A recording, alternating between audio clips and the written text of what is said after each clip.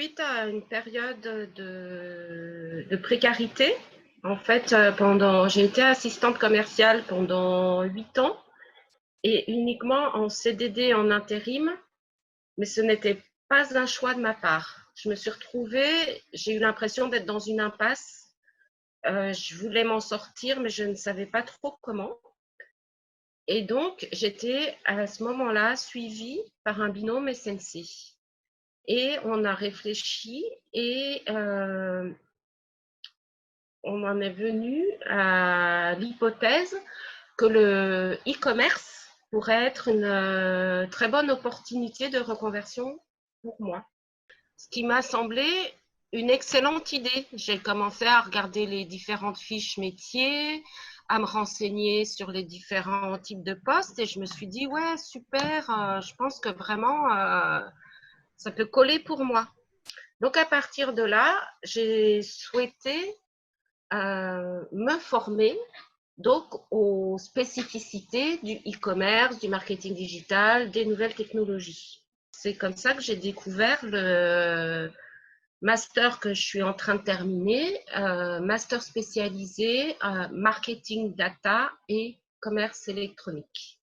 Et donc, j'ai monté tout le dossier, j'ai postulé auprès de l'école de commerce qui fait ce master. J'ai été acceptée et voilà. Bah, au début, tout se passait bien. Bon, il y a quand même eu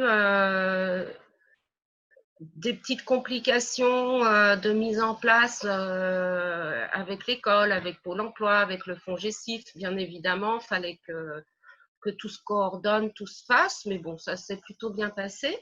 Et je dirais que le premier semestre de la formation, voilà, tout allait bien. J'ai trouvé un stage pour faire mon alternance et le fonds GESIF, en fait, comment ça fonctionne, c'est que il prenait en charge la majeure partie des frais pédagogiques et il me rémunérait sur une base horaire les heures de formation. Et donc, le premier semestre, j'avais à peu près 55-60 heures de cours, plus le stage. Donc, c'était pas énorme hein, comme revenu, c'était très juste, mais ça pouvait le faire, ça allait. Or, au deuxième semestre, il y a eu plusieurs semaines de cours où j'ai eu que 30 heures. Donc pour moi, c'était la moitié moins de rémunération.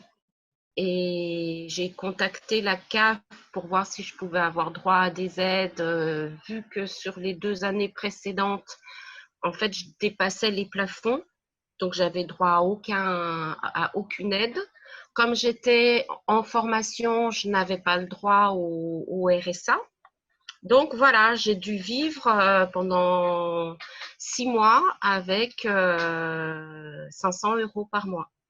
Donc l'angoisse, le stress, puis j'ai vécu ça comme une injustice aussi. Je me dis, je fais tout ça pour améliorer ma situation et finalement, je me retrouve dans une situation qui est, en tout cas financière, qui est pire qu'avant.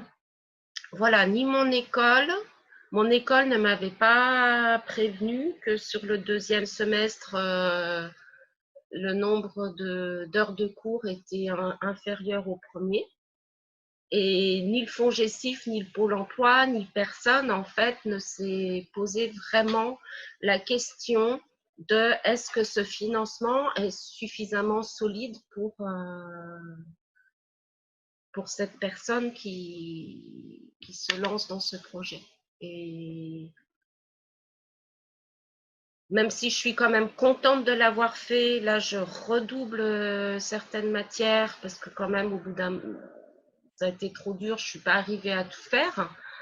Ça va encore avoir un coût supplémentaire, mais voilà, je trouve dommage qu'il n'y ait pas eu plus de recherche et plus d'assurance sur la solidité du projet et et de son financement.